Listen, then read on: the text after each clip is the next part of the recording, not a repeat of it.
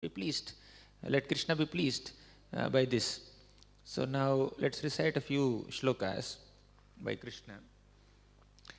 The 24th chapter, 21st shloka. Krishi vanijya go raksha kushidam turyamuchyate varta chaturvidha tatra vayam go vrittayo nisham. Krishi vanijya go raksha. These are the activities of Vaishyas. Krishi means agriculture, Vanijya, business, Goraksha means protection of cows. And of course, the Vrajavasis are not so much into Vanijya, they're a little bit into Krishi, they're mainly into Goraksha. Okay? So, here Vrajavasis are the residents of the forests of Vrindavan. They are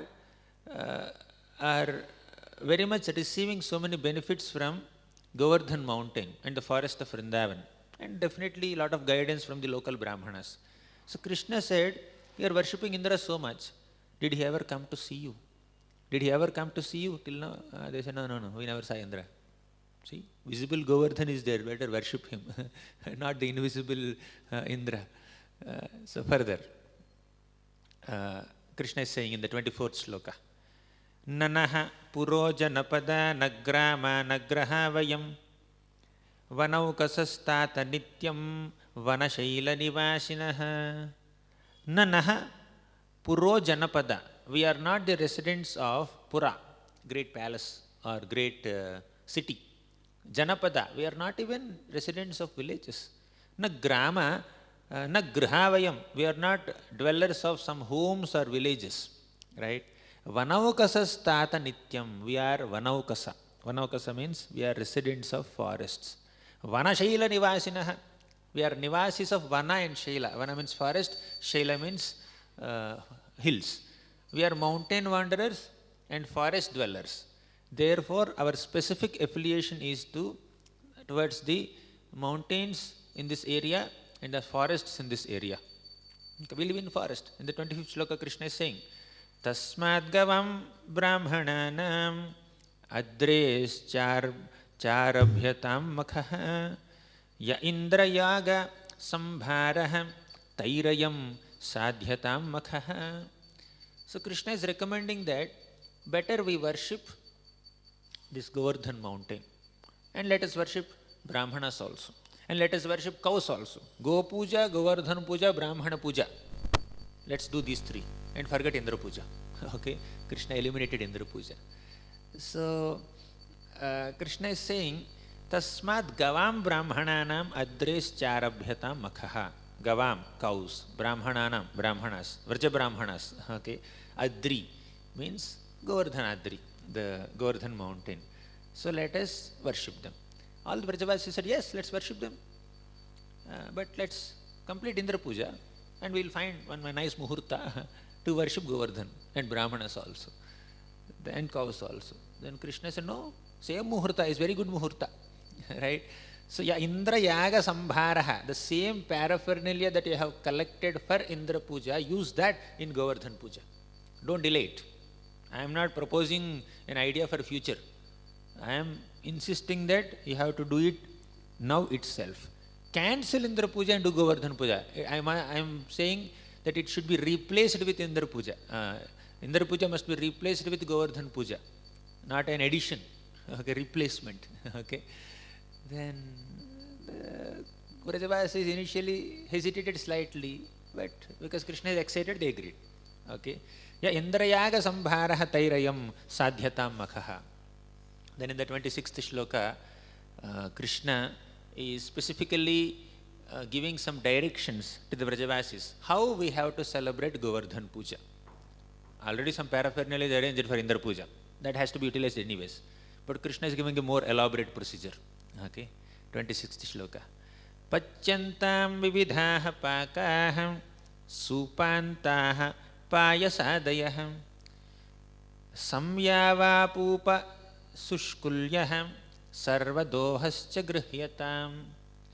Pacyantaha vividhaha pakaha.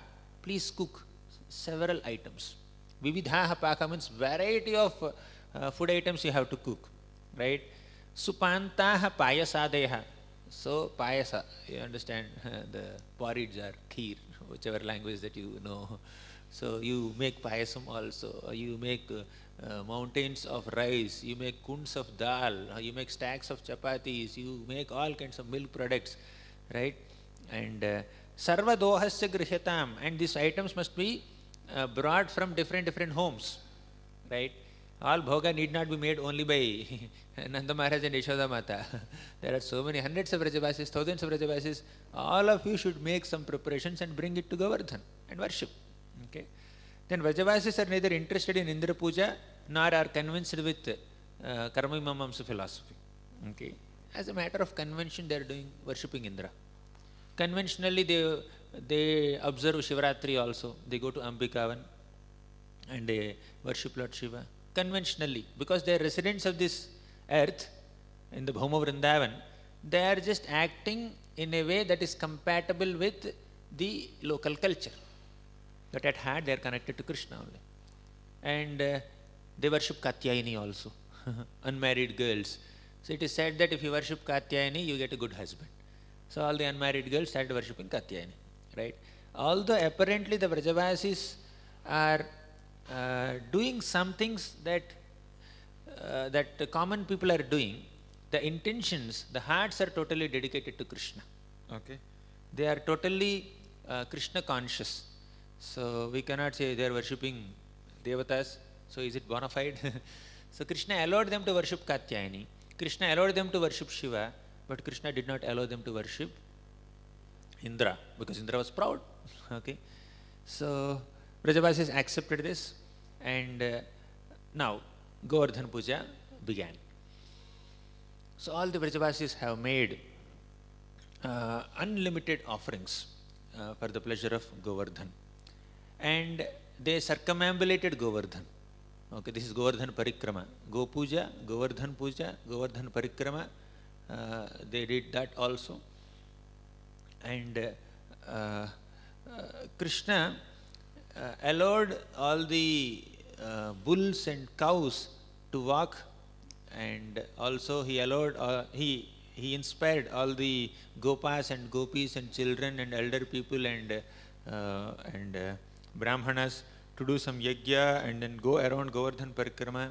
And while going around Govardhan, all the gopas, especially gopis, they are singing the glories of Krishna.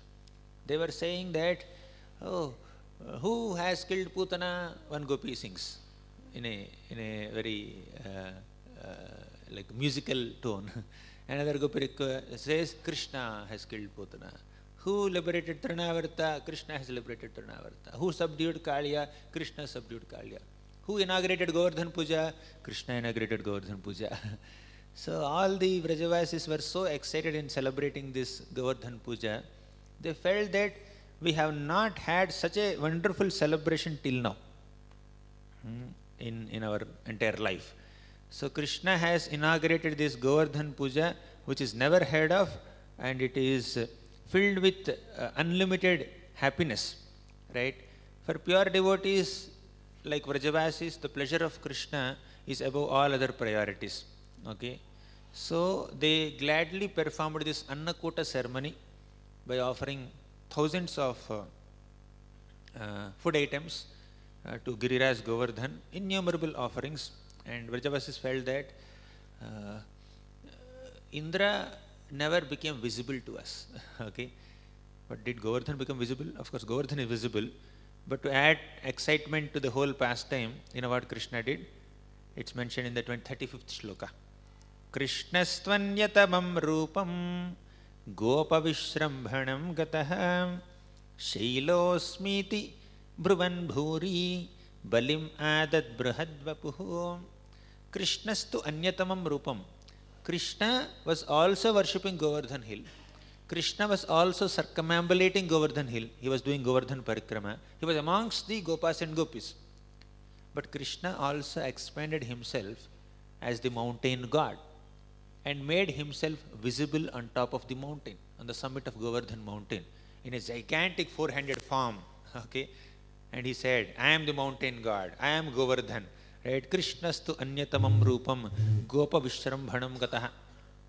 To impress all the gopas, to inspire all the Gopas, Krishna manifested himself in a four-handed form on the summit of Govardhan mountain and claimed that I am Govardhan, I am Giriraj Govardhan, I am the one who is receiving your worship and reciprocating your worship. So, and he appeared in a four-handed form.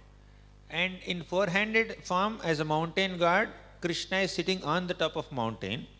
And in a two-handed cowhead boy form, Krishna is at the foothills of the mountain offering obeisances to his own expansion. Right? Krishna is offering obeisances to Krishna. Therefore, Govardhan mountain is simultaneously a devotee and Krishna, both. Right? So we offer flute to Govardhan Shila. We offer peacock feather to Govardhan Shila. We worship Govardhan as if it's Krishna himself. But it is also mentioned that Govardhan is Haridasa Varya, best of devotees of Krishna. So Govardhan is Krishna or Krishna's devotee? Both. So the manifestation of Govardhan mountain is very special, very peculiar. One day in the spiritual world, Srimati Radharani requested Krishna, after one Rasa Lila episode, Radharani requested Krishna, Krishna, I want a very, very beautiful place that is filled with so many facilities for our pleasure pastimes. Krishna understood Srimati Radharani's mood, Srimati Radharani's heart, and he thought, okay, as per Radharani's request, I need to manifest a place for the Rasa Krida between myself and the gopis of Vrindavan. So Krishna meditated, and from his heart an effulgence came out. Basically, Krishna's love came out from his heart, and it fell on the ground, and it took the form of a small mountain, and it started growing several feet, and it started growing several billions, I forgot the figure now, several millions of miles high and millions of miles wide, and it's practically occupying the entire space, although it's unlimited space in Goloka Vrindavan, but still it's occupying entire space of the Goloka Vrindavan, and all the gopis felt, oh, this mountain form, this mountain which is basically a manifestation of Krishna's love in his heart, is occupying the entire space. What about other things in Govardhan? Basically, Krishna's love for Radharani is so intense and so high that it keeps on expanding. So because gopis became concerned about this expansion of Govardhan mountain, Krishna just tapped Govardhan mountain and made it small. Means he restricted the growth of the mountain, and the mountain just stopped at some size. Okay, so basically, Govardhan mountain is a manifestation of Srimati Radharani's desire and Krishna's love. So therefore, Govardhan mountain is also considered Krishna and also Krishna's devotee. So Govardhan is Bhagavat Swarupa and also Bhakta Swarupa. Just like Lord Chaitanya Mahaprabhu, he is the Supreme Personality of Godhead, Krishna himself. At the same time, he is a devotee of Krishna also, right? So he is Krishna, but in the mode of a devotee. Similarly, Govardhan also is Krishna, but acting as a devotee of Krishna, right? So manifested by the desire of Radha and Krishna, the best of all devotees of devotees of Krishna, Srimati Radharani, requested for a place for their pleasure pastimes, and Krishna manifested. So that Govardhan is being honored by Krishna now. Govardhan is being worshipped by Krishna. So now Krishna manifested himself in a four-handed form on the summit of Govardhan mountain and receiving all the worship. And you know what else Krishna did? Let's recite the 36th shloka. Tasmai namo vrajajanaihi sahachakra atmanatmane aho pashyata shailoso rupino anugraham vyadhat Tasmai namo vrajajanaihi. Seeing this gigantic form of Govardhan, mountain god, who appeared in a form that has eyes and lips and ears and hands and legs in a very unprecedented form. Mountains are not seen to be having eyes, lips and nose and ears and hands, but Krishna manifested this form, okay, as the mountain god, Giriraj Govardhan. Tasmai namo vrajajanaihi. All the Vrajavasis are offering obeisances to Giriraj Govardhan. And Krishna himself is offering obeisances. Sahachakra atmanatmane. Atmana atmane. Krishna himself is offering obeisances to himself. Right? Krishna's cowhead boy form. Krishna in a cowhead boy form is offering obeisances to Krishna in the mountain form. Okay. Aho pashyata shailo asau rupi no anugraham yadhat. All the Vrajavasis are expressing their astonishment. They are saying that, oh, see, this beautiful mountain god has manifested in a form that is visible to us. Indra never became visible to us.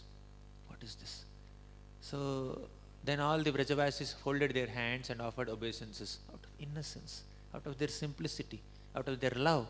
They offered obeisances to Govardhan, and they are offering prayers and expressing their desires in front of Govardhan. You know what they said? Oh, Giriraj Govardhan, Giriraj Govardhan, please fulfill our desires. And what is the desire?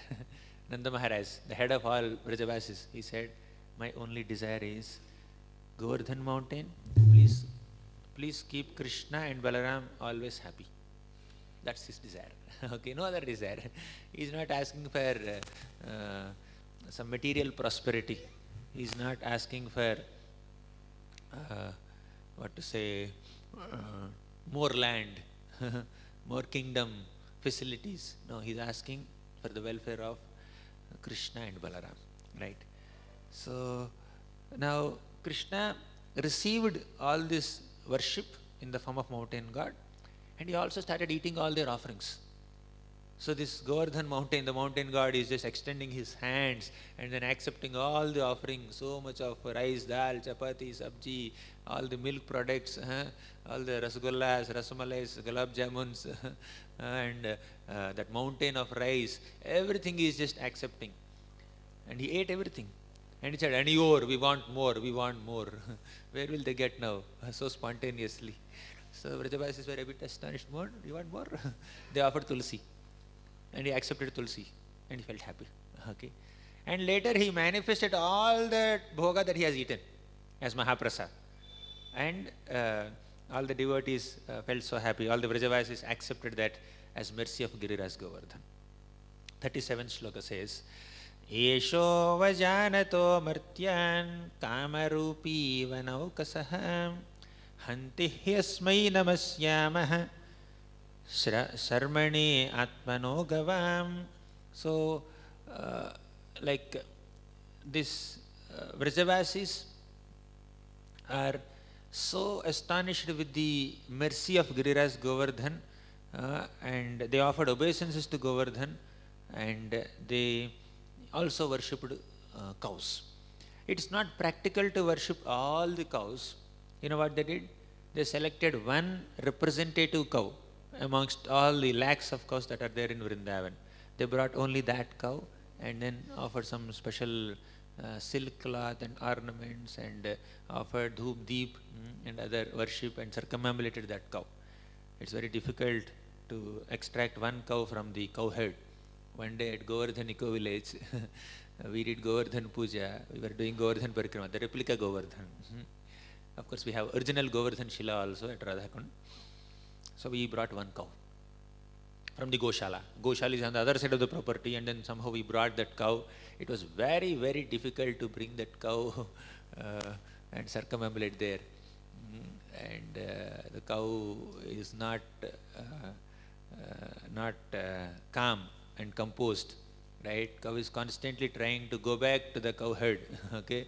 And the calf also is another big project to bring the calf. So that's the first and last time, I believe, we brought cow to Govardhan. So since then, we started going to Goshala and do Go Puja there only, in Goshala. And then we come back to our Govardhan, and then we do Parikrama there. So anyways, They selected one cow only and then worshipped.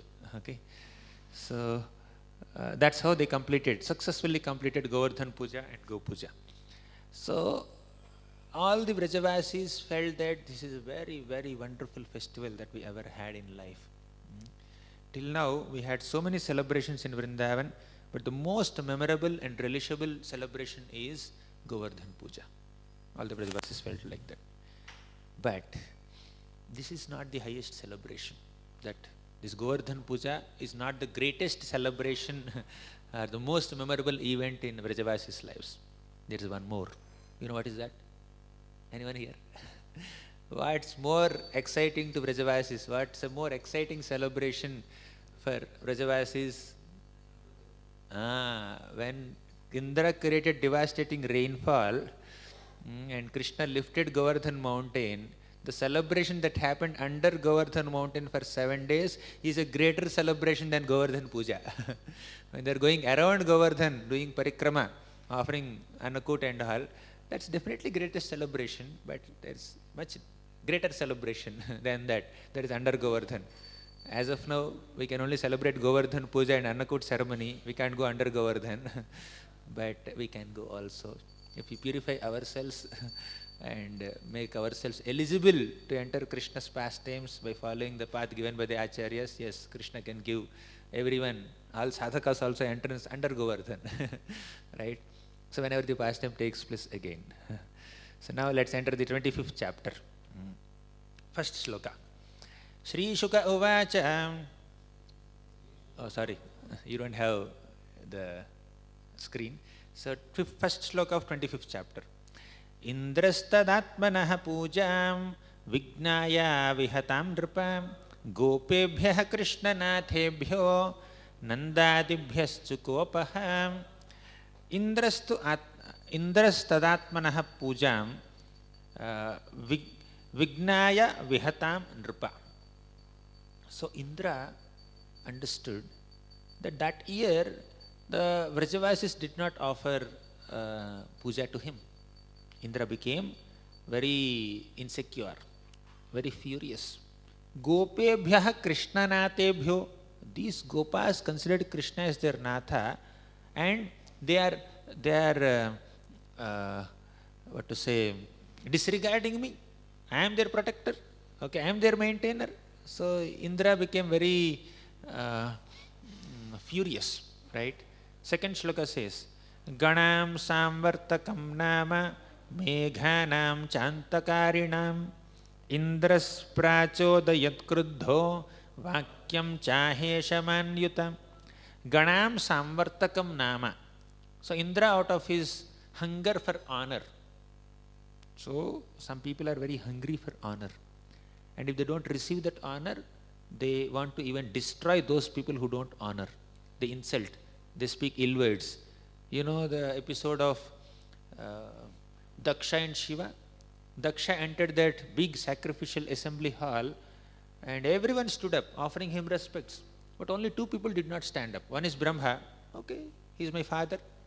Daksha went and offered obeisances. The second one was Shiva. Shiva did not stand up because he was meditating on the Supreme Lord Vishnu. Daksha became so offended. Daksha felt that this Shiva has accepted me as father-in-law, means he is my subordinate, he is younger than me, and he is supposed to get up and offer respects to me. He doesn't know culture, and he gave a big seminar on Vaishnava culture. That seminar is basically criticism of Lord Shiva, blasphemy of Lord Shiva, right? And he announced also, title, disclaimer, I am not speaking out of envy or pride. I am speaking just to teach culture to all of you, right? I am speaking on good culture, Vaishnava culture. And then everything is criticism of Lord Shiva only, right?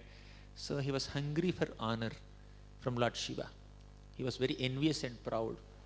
Therefore, you know what has happened to him. He got a goat head and all that, okay? Now Indra also, he was hungry for honor. He wanted to be worshipped, right? Our Vaishnava culture teaches us, Tranadapi sunichena tarorapi sahishnuna amanina manadena kirtaniyah sadaharihi. Our Vaishnava culture teaches us to be humble, to be tolerant, and to not expect respect from others but we should be prepared to offer respect to everyone, right? So then only we will be able to chant the holy names of Krishna effectively. So this is what our Vaishnava culture teaches us. But one Vaishnava, Indra, he is also a devotee of Krishna, right? But he is not a pure devotee. So when there is no purity in the heart completely, there is some desire for honor.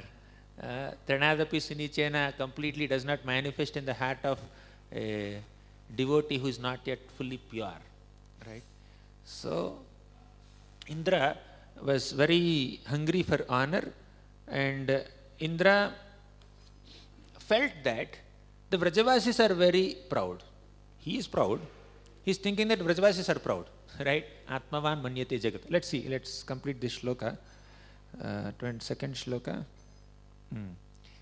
Ganam samvartakam nama meghanam chantakarinam. Indra wanted to destroy Vrindavan. Just because he did not receive worship from Vrajavasis, he wanted to destroy Vrindavan and destroy all Vrajavasis. With that plan, with that thought in mind, he called Samvartaka clouds. Ganam Samvartakam nama meghanam cha antakarinam. These meghas, these clouds are called Samvartaka clouds, and they are known to destroy everything. Antakarinam means they are known to destroy the entire universe at the time of universal dissolution, pralaya. Indraha prachodayat kruddho, Indra called them. Kruddho, with great anger. Vakyam chahesha manyuta. Vakyam cha aha. He spoke these words with what mood? Ishamani. You read the purport, beautiful purport. Okay. Ishamani means considering oneself the controller. I am Isha.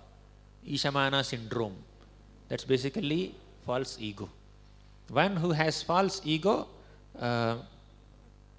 considers himself the controller and considers himself the master, proprietor, controller, enjoyer, and whoever challenges his position as Isha becomes an object of envy and anger of that person, right? And if someone does not offer respect to that person, acknowledge his position as Isha, he feels a sense of insecurity. This insecurity is a product of immaturity. Mature people consider Krishna as the Isha. Ishvaraha paramaha Krishna Satchidananda Vigraham Anadiradir Govinda Sarva Karana Karanam. So mature people consider Krishna as Isha. Immature people consider oneself as Isha. Ishamani syndrome. Okay. So if you think you are Isha, whoever is not accepting you as Isha, you become angry with them. And that's what is happening with Indra also. Because he is so immature in his understanding of Krishna and in understanding his own position as a servant of Krishna, subordinate of Krishna, he is feeling insecure now. So mature men do not aspire for the fulfillment of being honored by others, right? Mature people are already fulfilled internally with Krishna Katha. Okay, what is Krishna Katha? Discussion about Krishna's glories, discussion about Krishna's Nama, Rupa, Guna, Lila. If we are absorbed in Hari Katha, Krishna Katha, we are acknowledging Krishna's superiority over ourselves. Proud people do their self-katha, right? They boast about themselves. I am great, I have done this, I have done that. But humble people, they glorify Krishna. Krishna is great. No, I am not great. Krishna is great. Krishna's names are great. Krishna's forms are great. Krishna's pastimes are great. So, humble people accept Krishna's greatness and accept the greatness of other great personalities, Vaishnavas, Guru. But proud people think themselves to be great. Therefore, proud people cannot relish Harikatha. Okay? Only humble people relish Harikatha. So one who has taste for Harikatha, one who genuinely relishes the glorification of Krishna, is not very excited to hear one's own glories. Once Prithu Maharaj was being glorified by all his citizens, and some special professional bards, Suta Magada Vandis, they were trying to glorify Prithu Maharaj in various ways.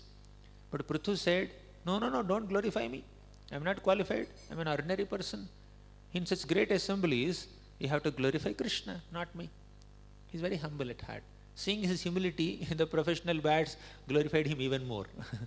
So, humble person is not interested in self-glorification. They are interested in glorifying Krishna. But proud people like Indra in this context, he is interested in self-glorification. He wants to worship for himself. Therefore, Krishna understood his heart and stopped his worship. Now, this is the after effects of stopping Indra Puja. So 1 week this effect will be there. After 1 week, he'll be humbled again. Okay? So, for Indra, it took 1 week to become humble. But if we see Indra's example, we can become humble in 1 moment only. Or it can take 1 year also. It can take 1 lifetime also. It can take 10 lifetimes also. Someday we have to become humble. Either we voluntarily become humble or we give that work to Krishna. Better is not to increase Krishna's work, right? Let's not give service to Krishna of humbling us. If we ourselves become humble voluntarily, Krishna will be a little relaxed. Okay? Otherwise, he has to take that task of humbling us. Okay? But Indra is not so humble, so Krishna had taken up his case. Okay, I'll handle him. He is not humble, I'll humble him. Okay? So Indra called the Samvartaka clouds, along with 7 types of winds of destruction. Because clouds will move according to wind. You know that Bhishma story, Bhishma's shloka. Sarvam kalakritam vanye bhavatam cha yadapriyam sapalo yadvashe loko vayoriva ghanavalihi. In this shloka, Bhishma gives this example that clouds do not have any independence to move. They have to move according to the movements of the air. Therefore, Indra did not just call the Samvartaka clouds, which are very fierce. He also called winds, 7 winds of destruction that can destroy the entire universe. So with wild lightning, thunder and winds, the Samvartaka clouds started pouring incessant water. It's not some droplets or drizzles coming. So the water is coming like thick columns, right? Samvartaka clouds poured this water very incessantly. Let me show the next shloka, 3rd shloka, 25th chapter, 3rd shloka. Aho Srimadamahatmyam Gopanam Kanakaukasam Krishnam Martyamupashritya Ye Chakrurdeva Helanam. Indra is saying, Aho Srimada Mahatmyam. Have you seen this Mada? Mada means intoxication, pride. Of what? Shri, prosperity. See the intoxication, see the pride of the Vrajavasis. Because they are so prosperous cowhead community, they are so proud about themselves. Right?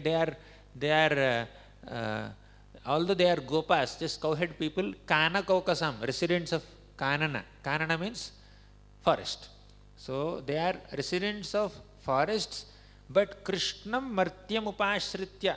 They have taken shelter of Krishna, who is a Martya, an ordinary mortal. See, what great arrogance. Daksha, out of his arrogance, called, this Parameshti pushed me, forced me to give my daughter Sati in marriage to Shiva. Who is that Parameshti? Brahma. He is not even calling his father Brahma as father. He is in this Parameshti. Okay? That is his pride. So in pride, people lose basic etiquette also. When someone is angry and proud, they can't even observe small courtesies and etiquettes also. He is saying Krishnam Martyam Upashritya. When Brahma and Mother Earth went to pray at Kshir Sagar for the descent of the Lord, Indra was also there. Means Indra, along with all the Devatas, they prayed for the appearance of Krishna, and within 7 years, now Krishna is 7 years old, within 7 years, Indra forgot. This Krishna is a Martya, an ordinary human being. Krishnam Martyam Upashritya Ye Chakrur Deva Helanam. Deva Helanam, we are Devatas. He is doing Helan. He is insulting us. Right? Vrajavasis are insulting us. Right? So 4th shloka. Yatha dridaha karmamayaihi kartubhirnamanaunnabhihi vidyam anvikshitkim hitva titirshanti bhavarnavam. See, he is giving nice examples also. Okay, just by jnana, one cannot cross this material ocean. Titirshanti bhavarnavam. Bhavarnavam means material ocean. You cannot cross material ocean by some material jnana. Okay, you need bhakti to cross. Similarly, you can't gain prosperity. One more thing. Yatha dridaihi karmamayihi kratubhir namanau nibhaihi. So one cannot cross this material ocean by karma. Karmapat and jnanapat cannot help us cross this material ocean. We need bhakti. Okay. So Indra is giving some example. I forgot the translation of the shloka. Anyways, so Indra is not. Indra has some understanding of what it takes to cross over this material ocean. Okay, but Indra is using such an example to make a point where he establishes his own superiority. He is using a bona fide example and drawing a non-bona fide conclusion.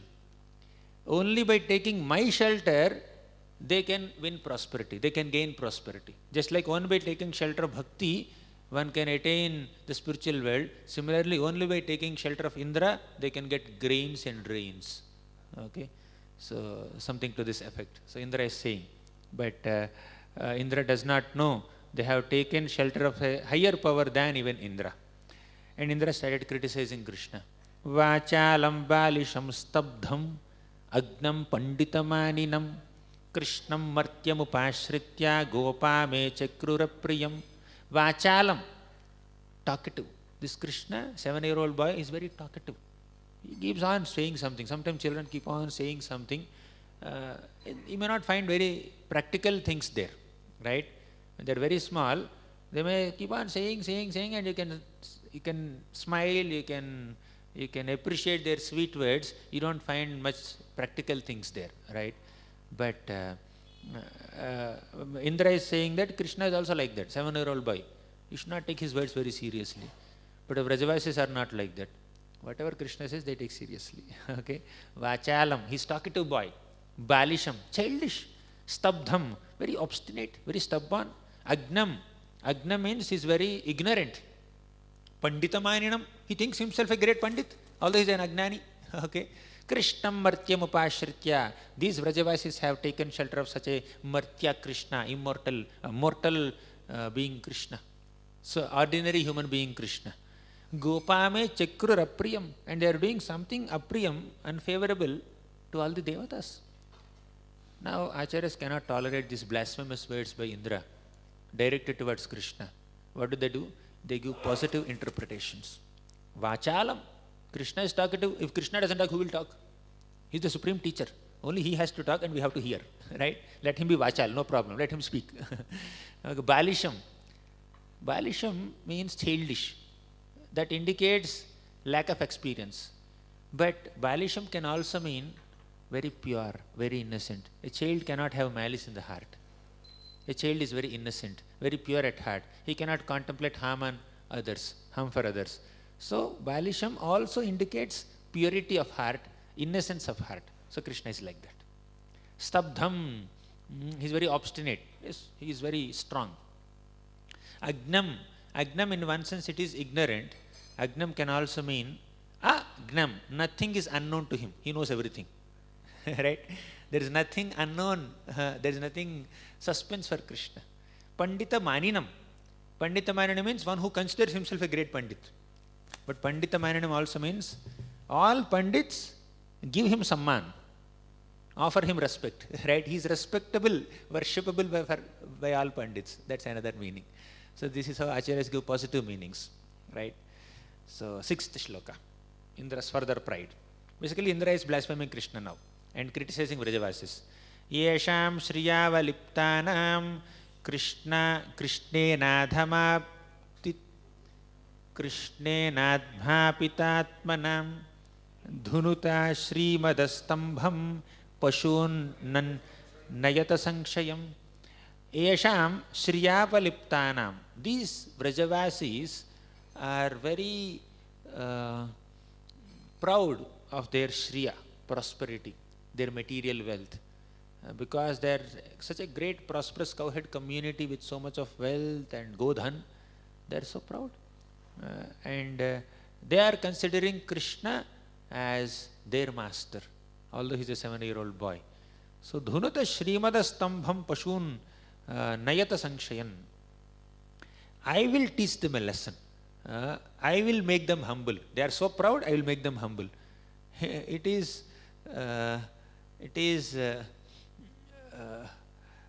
Indra who is supposed to be humbled now, but Indra is thinking that I have to humble the Vrajavasis, right? They are proud, I have to be humble. So this is Atmavan Manyate Jagat. One who is proud, he may perceive pride in others. Sometimes he perceives envy in others also. One who is envious, he will perceive envy in others. Sometimes he perceives pride in others also. Basically, our own anarthas are reflected in the objects or people that we are seeing many times, right? So, Indra is being so proud here. 7th shloka. Aham chairavatam nagam aruhya anuvraje vrajam marudganair mahavegair nandagoshta jighamsaya. Aham cha airavatam nagam.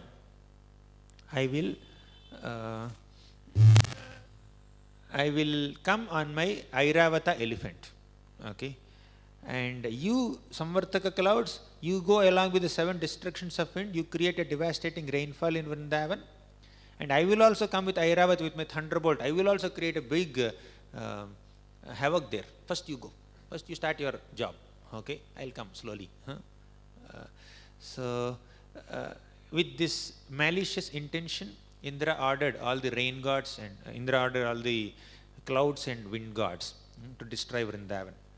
So, Sukadeva Goswami is speaking now. Indra started destruction in the Nanda Gokula. Okay. And Acharyas, Sukadeva Goswami very graphically describes all the devastation created by Indra and Indra's clouds in Vrindavan. Very interesting that Indra wanted to prove himself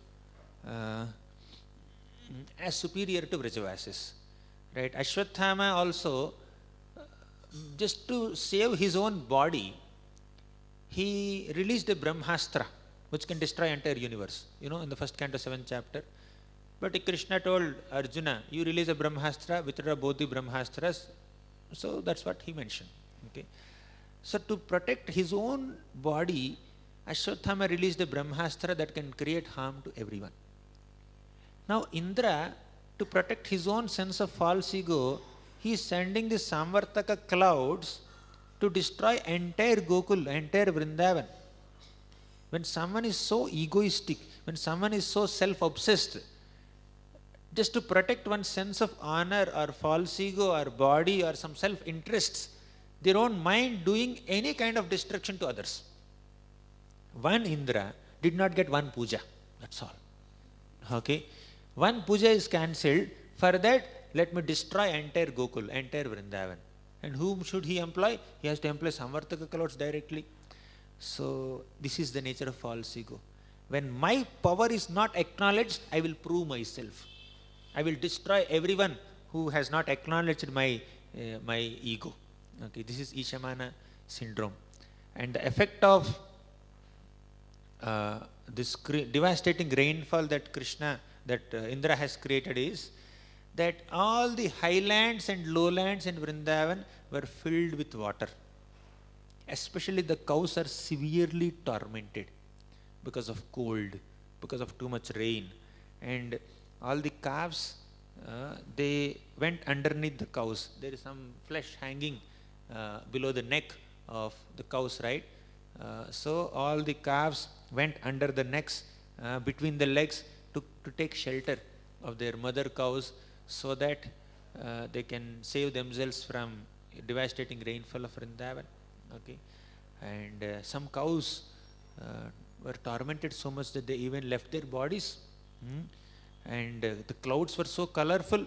Some were black clouds, some were yellow clouds, some were green clouds, some were of the color of Indragopa insect, some were with the color of camphor, some clouds were of the color of blue lotus. So all these clouds were like big elephants walking side by side. And the raindrops were the size of big elephants. So elephant size raindrop, have you ever seen? Elephant size raindrop. And they were also like mountain peaks falling. And all this downpour of rain is like thick pillars, huge pillars. Okay, not like when you open a tap, you may get some, say, 1 centimeter or 5 millimeter thick water fall. But here they are like huge pillars. All the 7 planets echoed with thunder. And in Vrindavan, such calamity has never happened till now. But Krishna is the supreme protector. Now, an interesting observation here. How come this Indra's devastating rainfall torments all the Vrajavasis to such a degree? How can the cows faint? How can the cows be tormented so much in the presence of Govinda, the protector of cows? The answer is that these calamities in Vrindavan were created by Indra. Although Indra has created these calamities and they created so much of pain to the Vrajavasis, this is actually allowed by the Lila Shakti. Okay? It's not Indra Shakti, it is Lila Shakti. Just like Putana entered Vrindavan, she could win the trust of all Vrajavasis. Basically, she hypnotized all the Vrajavasis with her Maya, with her mystic potency. She made everyone believe that she has pure intentions and she is a very celestial, motherly lady. So they all felt like that. Literally, they felt like that. Okay, but it's not Putana's Maya exactly. It seems like that. It's not Putana's Maya. It is the Lord's Lila Shakti that enabled Putana to bewilder Vrajavasis who are his eternal associates, and to bewilder, not bewilder exactly, to make even Yashoda Mata and Rohini Mata also trust Putana. It's not Putana's Maya. It is Krishna's Leela Shakti that allowed Putana to act in this way. Right? Vrajavasis, eternal associates of Krishna, can never be bewildered by any demon's mystic potency. Okay? Only Krishna's Leela Shakti can influence them, so that the Leela can happen. If all the Vrajavasis could detect that Putana is a Rakshasi, they will not allow her into Nandamara's home. How will the Leela happen? Therefore, to add flavor to the Leela, Krishna allowed Vrajavasis to get hypnotized by Putana's Maya. Okay? And the Leela happened. Similarly, in this case, how can a Devata like Indra, whose post keeps changing 14 times in one day of Brahma. Okay, Brahma is so great, and that Brahma also in the 14th chapter of this canto, with folded hands, with 8 eyes shedding tears, he is offering prayers to Krishna. Then who is Indra in comparison to Krishna? If Brahma is so insignificant in comparison to Krishna, who is Indra in comparison to Krishna? So there are 14 Indras in one day of Brahma.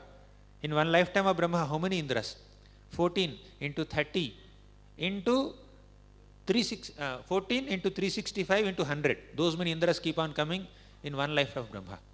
Right? So that is the greatness of Krishna, and that Indra, how could he torment the Vrajavasis who are the eternal associates of Krishna? This is only to enhance Krishna's Leela, increase the flavor of Krishna's Leela, drama, to induce some drama here. Okay, there should be some description of how much the rainfall has tormented the Vrajavasis. Then you can better appreciate Krishna's Govardhan lifting pastime. Right? When Indra has created such a devastating rainfall, Krishna could effortlessly protect the Vrajavasis. Your appreciation for Krishna's lifting of Govardhan will increase when the intensity of the pain of Vrajavasis is described in this way. Okay? So, it's not that literally they were experiencing some pain. There is some pain in the sense, It's a pastime, it's a part of the pastime, part of the Leela is that they are experiencing some pain, they were tormented, and Krishna comes and relieves that pain. It's like eating 10 mirchis and shedding tears, and suddenly you eat one gulab jamun, okay, after eating mirchi. So that has special flavor. After eating 10 gulab jamuns, 11th gulab jamun will not give you so much ecstasy, right? After eating one mirchi, then gulab jamun will give you more ecstasy. It's like that only. So many of the pastimes must be seen in this perspective. So how can Brajavasis be tormented like that? Yeah, because they are tormented so heavily like that, Krishna's lifting a Govardhan appears very sweet. Okay, that's only to enhance the flavor of this pastime where Krishna is going to exhibit his full rasa. Okay, so now let us move ahead in our shlokas. I kind of summarized many shlokas now. This is 11th, 12th, all these shlokas were describing the pain of the Vrajavasis. Then the 13th shloka says, Krishna Krishna Mahabhaga Tvannatham Gokulam Prabho Tratumarhasi Devannaha Kupitad Bhakta Vatsalam. Krishna Krishna Mahabhaga, oh greatly fortunate Krishna, Tannatham Gokulam Prabho, you are the master of all Gokul Vasis. By the way, they are not speaking in a reverential tone, they are speaking in a loving tone. Naturally, all the Vrajavasis take shelter of Krishna only whenever there is a calamity, but they don't consider Krishna as God. Okay, out of intimacy they go to Krishna like that. Okay, it's their intimacy and it's their loving dependence. One day there was a big forest fire in Vrindavan. All the Gopas, in great anxiety, they took shelter of Krishna. Krishna, Krishna, please protect, please protect. And Krishna swallowed forest fire. And all the Vrajavasis, all the Gopas felt that, oh, Krishna swallowed forest fire? Very powerful. Maybe he is Devata. And if he is a Devata, we are also Devatas. Because we are his friends, right? So they never take Krishna's superhuman pastimes also seriously. Right? All this will come up now.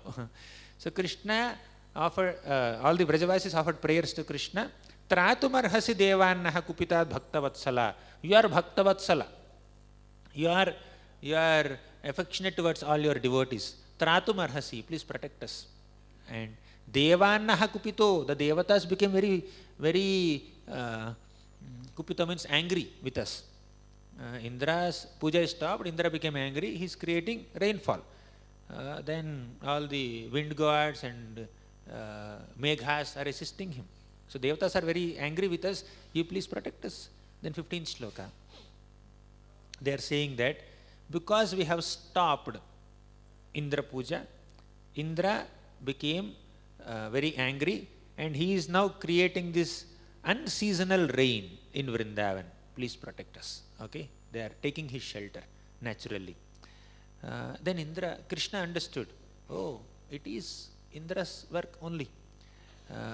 16th shloka says, Tatra pratividhim samyak atma yogena sadhyate lokesha maninam maudhyat dhanishye shrimadam tamaha. Tatra pratividhim samyak atma yogena sadhyate. Indra has created this rainfall, I will do pratividhi, I will do pratikriya, means I will counteract this. Atma yogena sadhyate, by my own potency I will do this, Krishna is saying. Lokesha maninam maudhyat, this mudha Indra, this foolish Indra is thinking he is the Lokesha, he is the master of all planets. Dhanishye shrimadam tamaha, because of this mada, intoxication of his position as the king of heaven, as the lord of rains, he became very ignorant. So I will teach him a lesson. So Krishna said. And further, Krishna is saying in the 17th shloka, Nahi sadbhava yuktanam suranam isha vismayah matto satam mana bhangaha prashramayopakalpate. It is not proper that devatas who are suras, supposed to be in goodness, it is not proper that they become victims of such unnecessary qualities like pride. So I should protect them from pride. By the way, it seems that Krishna protected Vrajavasis from Indra's rainfall and Krishna punished Indra. Krishna is indifferent to Indra. But the real fact is, Krishna saved Indra also. Krishna saved Vrajavasis from Indra's rainfall, and Krishna saved Indra from his own ego and pride. When the Lord is little strict with some devotees, he is creating some calamities or some kind of humbling, awkward, embarrassing experiences for devotees, it's not that Krishna is not merciful towards them. Krishna is mercifully creating a humiliating situation in the life of a devotee. Krishna is mercifully causing some difficulties and reversals and calamities and insults in the life of a devotee so that they become humble. Okay, that is Krishna's grace, Krishna's kindness upon them. Therefore, mature devotees thank Krishna, they become grateful to Krishna, whether they encounter happy experiences or unpleasant experiences in life, because they only see Krishna's grace and Krishna's mercy in their life in every situation, and they are not specifically attached to getting only materially pleasant circumstances in their life. They are okay with anything.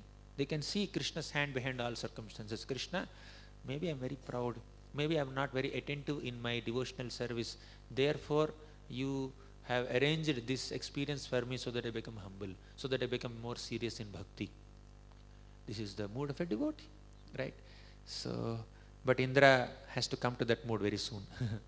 So, next, Krishna in the 18th shloka says, Tasman matcharanam goshtham mannatham matparigraham gopaye svatma yogena soyam me vrata ahitaha. Tasmat matcharanam goshtham. This goshti, this cowhead community has taken my sharan, has taken my shelter. Mannatham, they considered me as their master. Mat parigraham gopaye svatma yogena soyam me vrata ahitaha. Vrata means vow. Krishna says it's my solemn vow that I have taken to protect those who have taken my shelter. So Krishna said that I must protect these Vrajavasis because they have taken my shelter. So that is Krishna's Bhakta Vatsalyata. There is no compromise. Krishna is the only protector. So we know that shloka in the Mukundamala Stotra. Krishno rakshatu no jagatraya guro krishnam namadhvam sada krishne na khila shatravo vinihita krishnaya tasmai namah. Krishna deva samuthitam jagadidam krishnasya dasosmyaham krishne tishtati vishvametadakhilam he Krishna rakshasvamam. Only Krishna can protect us. Krishno rakshatu no jagatraya guru. Krishna is the guru of all the three worlds and only he can protect us. Krishno rakshatu no jagatraya guru krishnam namadhvam sada. Let us always offer obeisances unto Krishna only. Krishne na khila shatravo vinihita krishnaya tasmai namah. Only Krishna can destroy all the enemies of devotees. Devotees do not have any enemies. Devotees are ajata shatrus. But there are some people who consider devotees as enemies. And Krishna will teach a lesson to them. Krishne na khila shatravo vinihita krishnaya tasmai namah.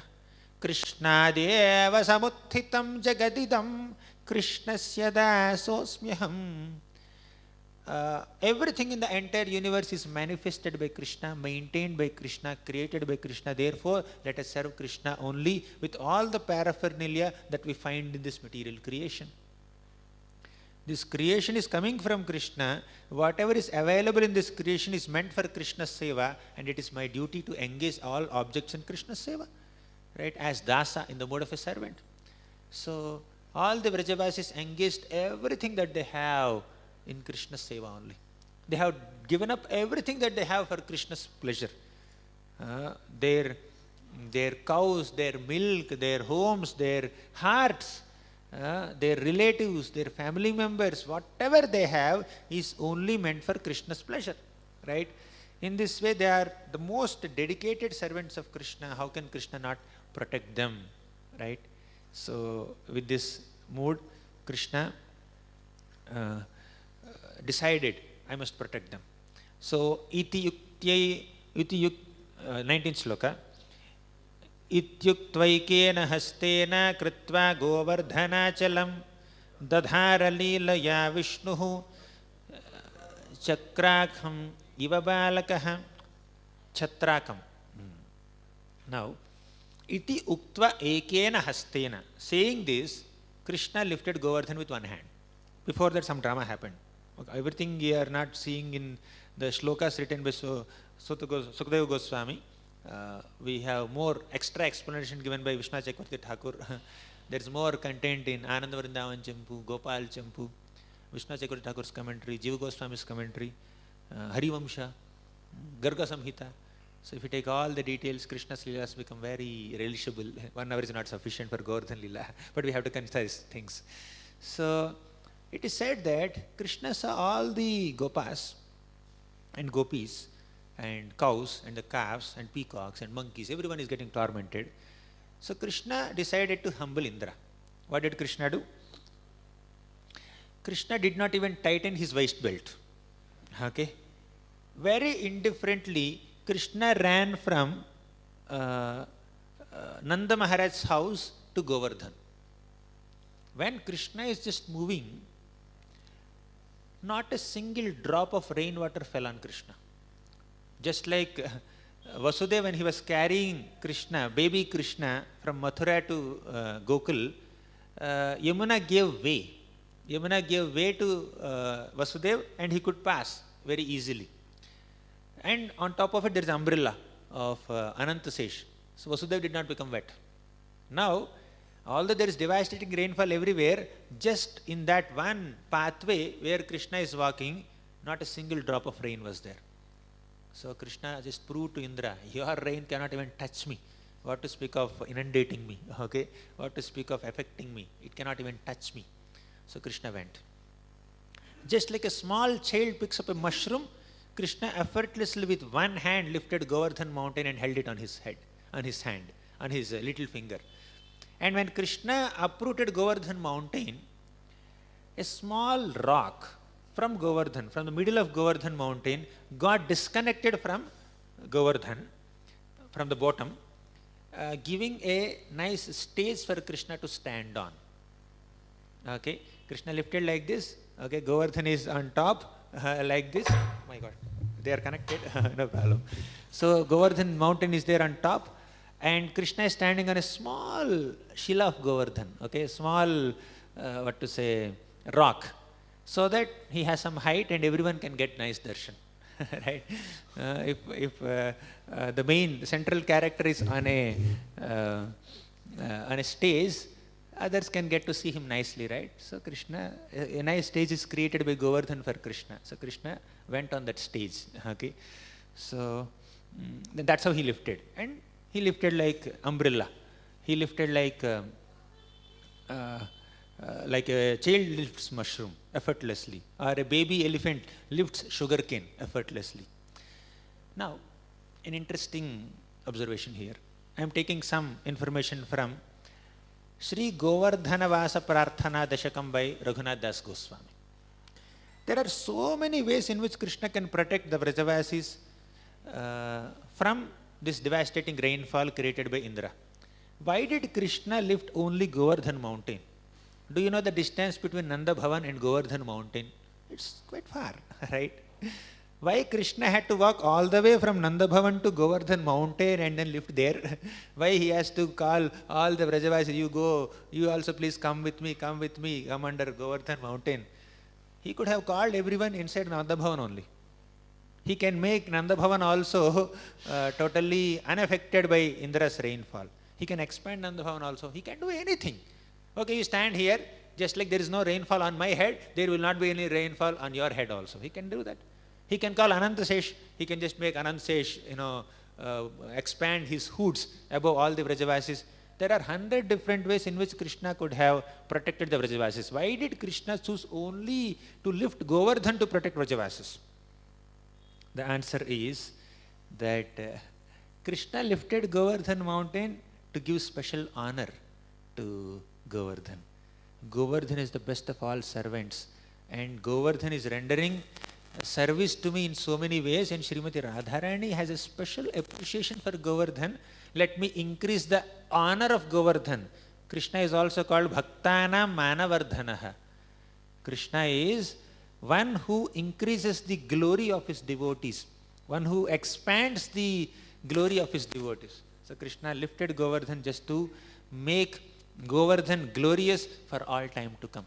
Let Govardhan be glorified for the rest of all time to come. So this is the love that Krishna had for Govardhan.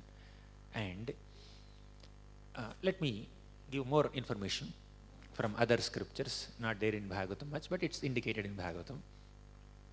Krishna spends his whole day with the gopas and the cows and the calves on Yamuna bank, right?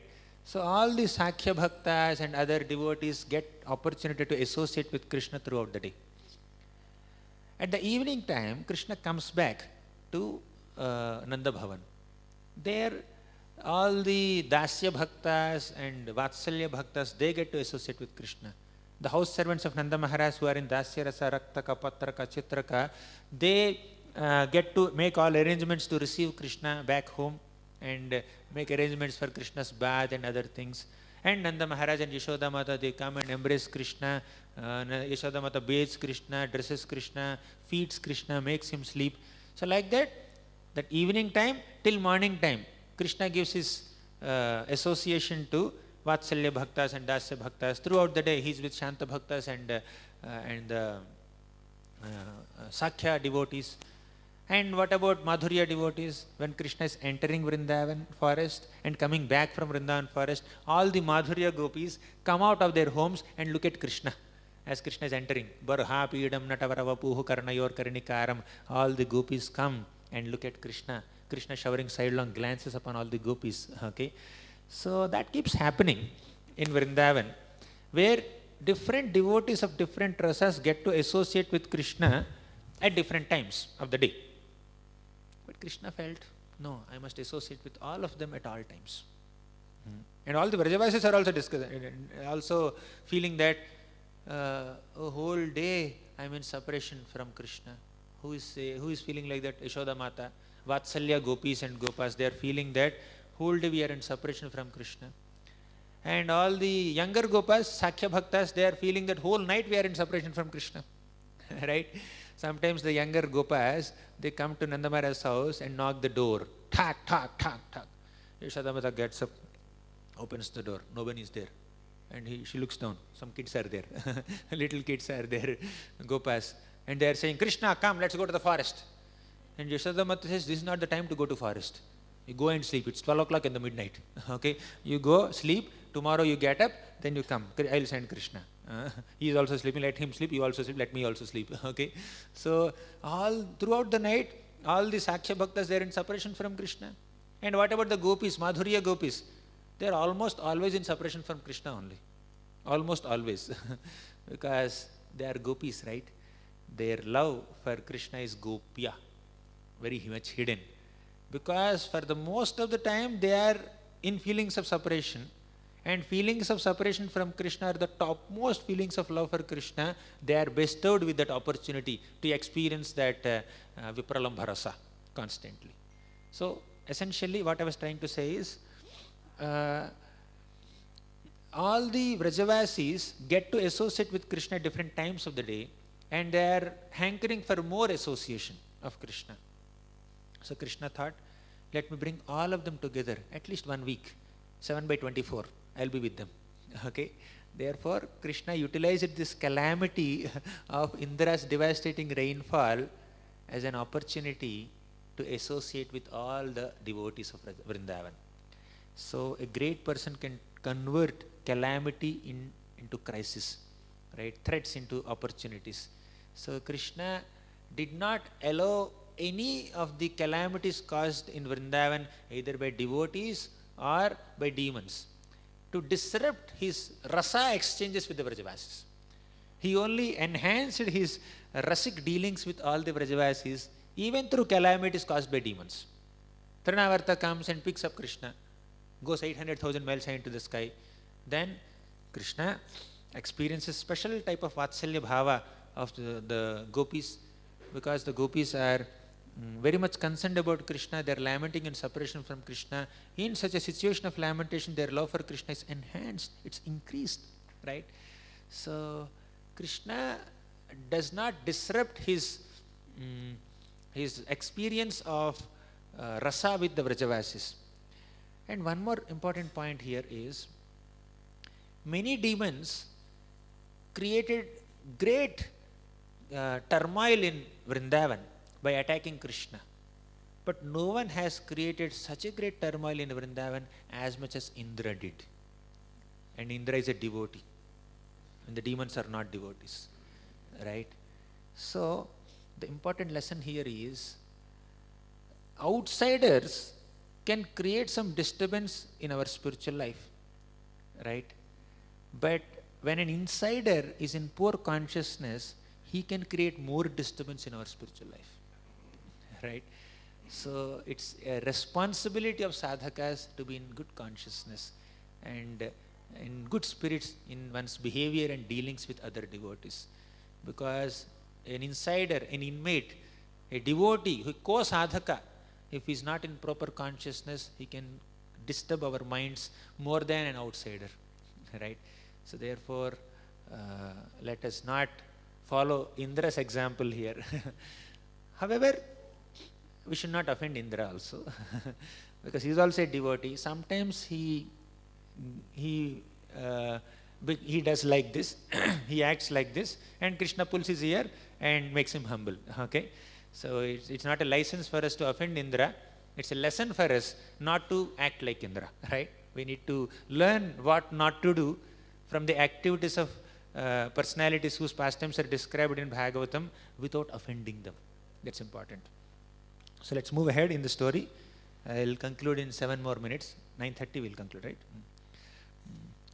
So Krishna lifted Govardhan mountain and he called everyone, all the Vrajavasis, come inside, don't worry. All the Vrajavasis came under Govardhan mountain when Krishna invited them. And Krishna tried to downplay himself. Krishna tried to just totally present himself in a very, very humble way by making this announcement. He said, because all of us have worshipped Giriraj Govardhan, now Govardhan is saving us from this rain caused by Indra. He is giving all credit to Giriraj only.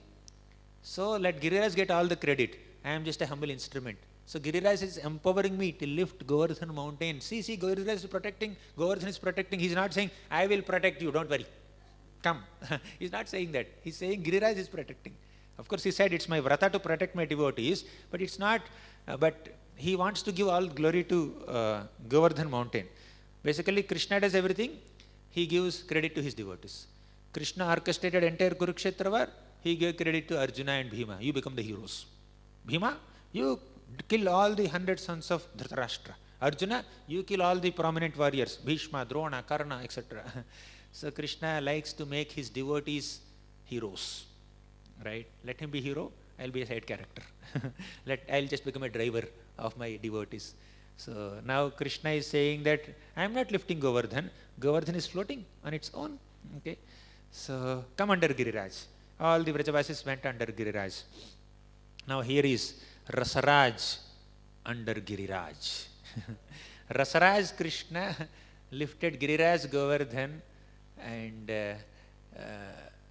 protected all the Vrajavasis who are under the rule of Vrajaraj Indra to humble Vrajaraj Nanda Maharaj to humble Suraraj Indra. Okay, so this is Krishna's speciality. So while doing one pastime, he accomplishes many things. Right? He is a great achiever. He is a great multitasker. Okay, he can do many things simultaneously without compromising on anything. So next, Vrajavasis came under Giriraj Govardhan. There is many more details, but I will just quickly summarize few things. Like Govardhan mountain, when it is lifted by Krishna, it's almost touching the clouds. Okay. So by lifting Govardhan, Krishna is called Giridhari. And Krishna, Giridhari, he did not even tighten his cloth, showing complete indifference to the mighty power of foolish Indra. Okay. And the hill rose up as if the hill had wings. Okay. And all the other residents of heavenly planets like Vidyadharas, Apsaras, Chanara, Gandharvas, they started praising. Indra is in poor consciousness, but other people, they are appreciating Krishna's pastimes. Okay.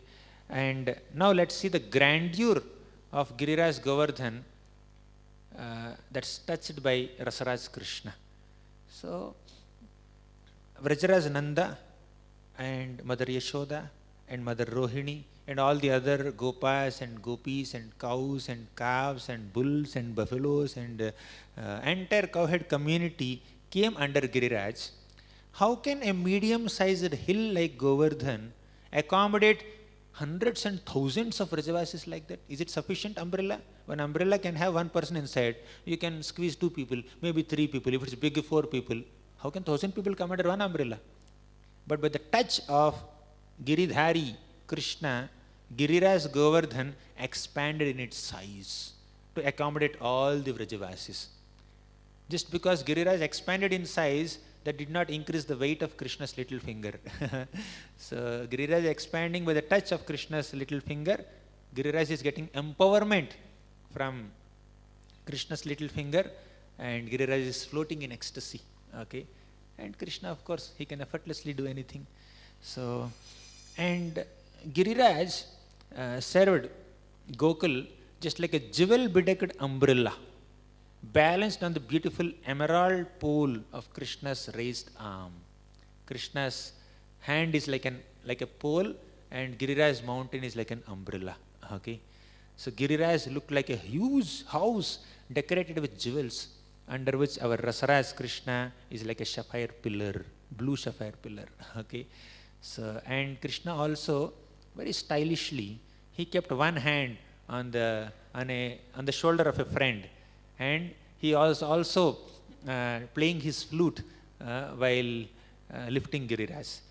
And the rain that is coming from all sides of Govardhan mountain, it's like streams of dripping pearls, right? So just imagine an umbrella, and there are some pearl garlands which are hanged on all sides of umbrella. That's how Giriraj is looking so brilliantly. Okay, then Krishna wanted to protect Giriraj also. He closed his eyes and he mentally ordered Sudarshan Chakra. Sudarshan Chakra, Giriraj is protecting all of us from the devastating rainfall of Vrindavan, but who will protect Giriraj? You start rotating above Giriraj and start consuming all the water droplets that are coming from Indra. So, Giriraj is protecting Vrajavasis and Sudarshan Chakra is protecting Giriraj. Okay. Now, so fine, from above rainfall is kind of curtailed by Sudarshan Chakra, but the flood waters that will come from all sides, right? How are the Vrajavasis under Govardhan saved from the water, flood waters coming from bottom? So when Krishna lifted Govardhan mountain, several rocks and some soil, some big chunks of earth, they fell down. They created a nice wall around Govardhan, right? In the nice circle around Giriraj. And on top of it, Krishna mentally ordered, Seshanag, come here.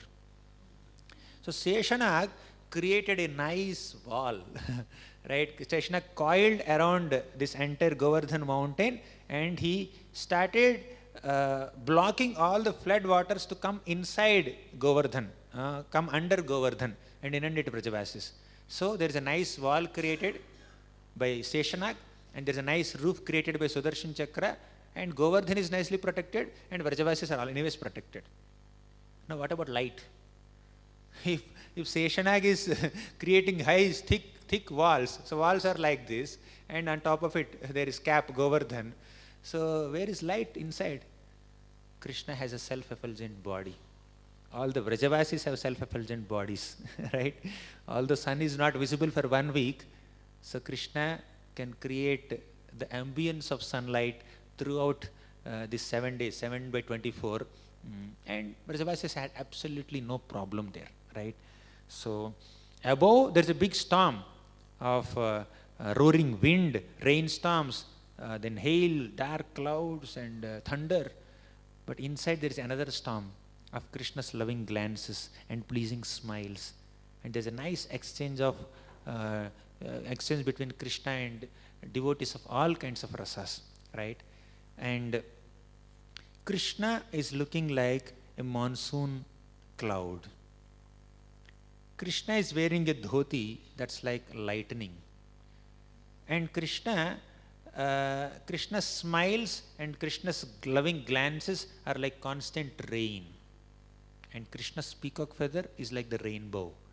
So under Govardhan mountain also there is another storm that's inundating all the Vrajavasis, right? This is Govardhan Puja. And this loving exchanges that all the Vrajavasis had with Krishna are a greater celebration than Govardhan Puja itself. Okay, the Acharyas are saying like this. So Krishna started reciprocating with all the Vrajavasis. He was standing in the middle, and all the Vrajavasis, whether they are in front of Krishna or on the left side of Krishna or on the right side of Krishna or behind Krishna or 1 kilometer away from Krishna, every single Vrajavasi is getting the experience of seeing Krishna face to face and smiling at Krishna and seeing Krishna smiles in reciprocation with his or her own love. In this way, Krishna created such a loving ambience, such a memorable experience for all Vrajavasis for all time to come. And especially, Mother Yashoda became very affected with Vatsalya Prema. She said, Krishna, you keep doing all kinds of mischievous activities. Why did you stop Indra Puja? And now Indra has created this devastating rainfall. Now you have to stand holding this Govardhan mountain for such a long time. How can a mother's heart tolerate this pain of seeing you like this? Okay. Then Krishna said, no, my dear mother, I am not holding Govardhan mountain. It's floating on its own. Giriraj is so merciful because Giriraj received all loving worship from all of us. Giriraj is absolutely he has become very light. He's as light as a cotton swab. I am not holding it. Then Bhattu said, Mother Yashoda, don't worry. If Indra had not become angry, if Indra had not created this devastating rainfall, it would not be possible for us to see this sweet darshan of Krishna as Giridhari. So what Indra did is correct and what Krishna did is correct. Then Mother Yashoda said, you bold one, you naughty boy, so why are you saying like this? I am concerned about Krishna and you are creating jokes, right? I cannot tolerate Krishna holding so much weight like this. You can't understand a mother's heart. Then Bhattu said, Mother Yashoda, Krishna is not holding Govardhan mountain. I am a Brahmana. I am a pure Brahmana. I am chanting mantras and by the power of my mantras, Govardhan is floating. Krishna is not holding. Right? So Bhattu said like this. And Yashoda Mata became little annoyed and she chastised this Bhattu. Then Nanda Maharaj said, no, Bhattu is such a sweet child and he is joking, he is making the mood light. So don't worry, Yashoda, don't worry, things are okay. Then Yashoda, Nanda Maharaj pacified Yashoda Mata. Meanwhile, Vrajavasis started talking amongst themselves, right? They were seeing the beautiful, sweet form of Krishna, threefold bending form of Krishna. You know why Krishna stands in a threefold bending form? Anyone knows why can't Krishna stand straight? The answer is, Krishna is overloaded with his own sweetness. Right? He bends like this.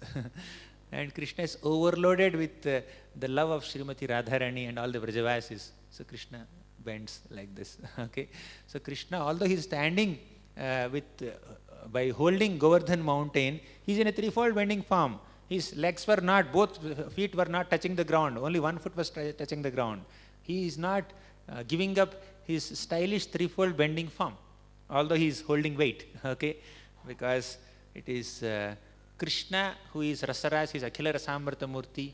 He can reciprocate with all the devotees in all rasas.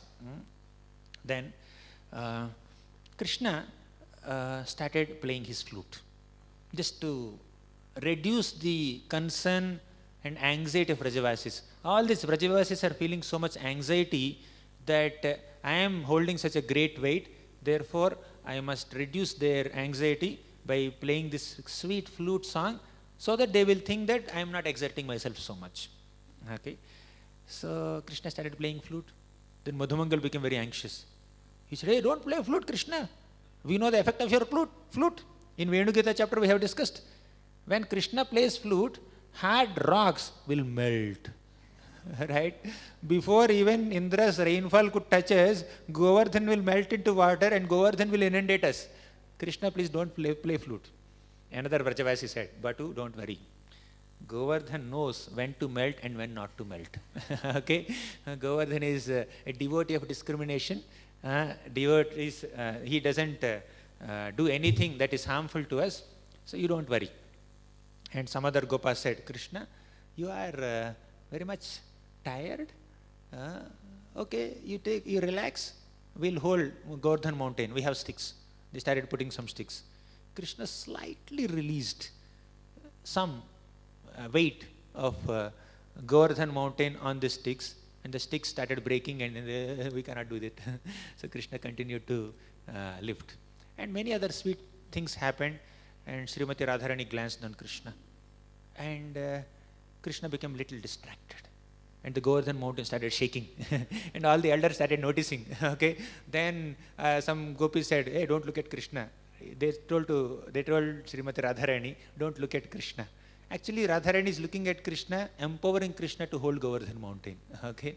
So Krishna is deriving some power from Srimati Radharani to be able to hold Govardhan mountain.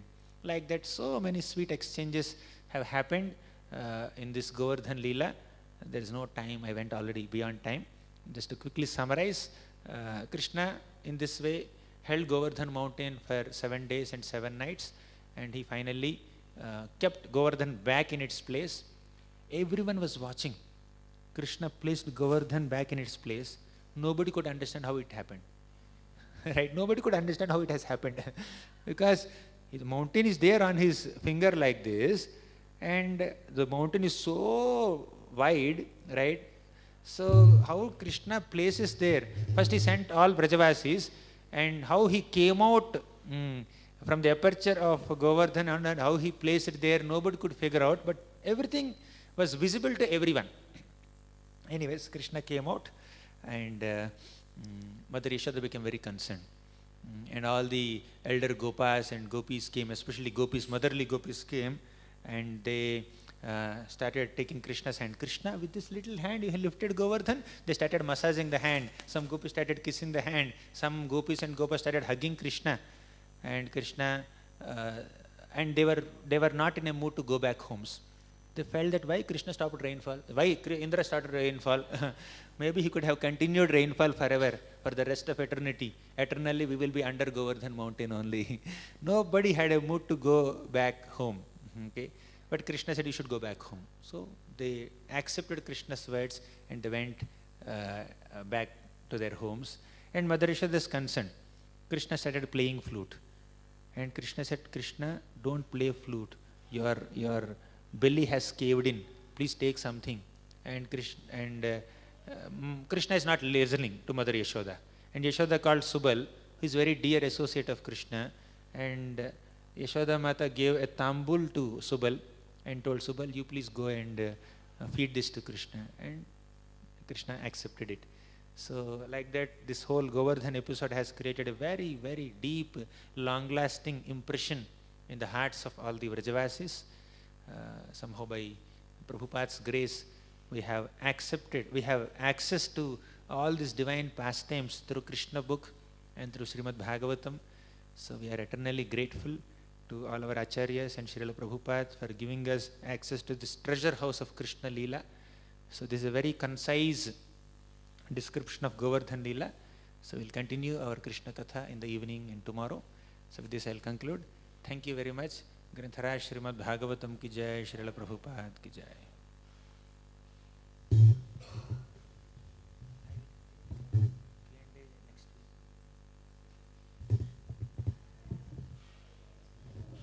Hare Krishna. And I began my bhakti in Bangalore only, right, in IASC. And I used to come to Jagannathji temple on Sundays. So I'm very grateful to all the devotees at Bangalore for having me here for after almost a decade. Thank you very much. Hare Krishna. Hare Krishna. Welcome back to Bangalore, Prabhuji. This is the beginning of your visit again to Bangalore. Please keep coming regularly. So all the devotees know His Grace Gauranga Darshan Prabhu. No need to introduce Prabhuji. But still, for our own purification, like to give a small introduction. So as Prabhuji said, he graduated from IISc Bangalore and used to regularly come to Sheshadapuram temple. And later on came in touch with His Grace Gauranga Prabhu and joined ISKCON Chowpatty. And Prabhuji was put in the project of Govardhan Eco Village. And Prabhuji is now there in Govardhan Eco Village, heading the department of Bhaktivedanta Vidyapith. So, which has created a revolution in Shastric study within ISKCON by offering so many courses, online, offline. And I was also fortunate to be part of Bhakti Vaibhav course, which I completed successfully under Prabhuji's guidance. Prabhuji was teaching us in Pune. So like this, many batches of devotees are doing these courses. And especially his wonderful contribution is Bhagavata Subodhini, the guidebooks, which has made Bhagavatam so easy to understand. You just go through it, you will get the whole flow and connections and commentaries, the important points. So that made it so easy to understand Srimad Bhagavatam, which is just keep Bhagavatam and Subodhini. We can easily read the books. And so he started writing this Bhagavat Subodhini, and now Prabhuji has written almost 30 books, even for children and shloka books and even books which give some nice lessons, like I'm not able to correct the names, but many books Prabhuji has written recently. So many books are there. Every month I get one email with additional saying that one more book is being published. So like this, Prabhuji has written, created revolution in Bhagavatam studies. So we're thankful to him for coming here. So let's express our gratitude to Prabhuji by chanting once Hare Krishna mantra. Hare Krishna, Krishna Krishna, Hare Hare, Hare Ram, Ram Ram, Hare Hare. Evening program, children's program, 5 o'clock. So there is a... I thank all the devotees and my respects to all the senior devotees here. Hare Krishna. So children's program for kids will be there between 5 p.m. to 6 p.m. And 7 o'clock after Gaur Aarti, so Krishna Katha will continue 7 o'clock to 8:30. So we request devotees to join, and even the devotees on Zoom can also try to come physically. Hare Krishna. So prasadam for all devotees.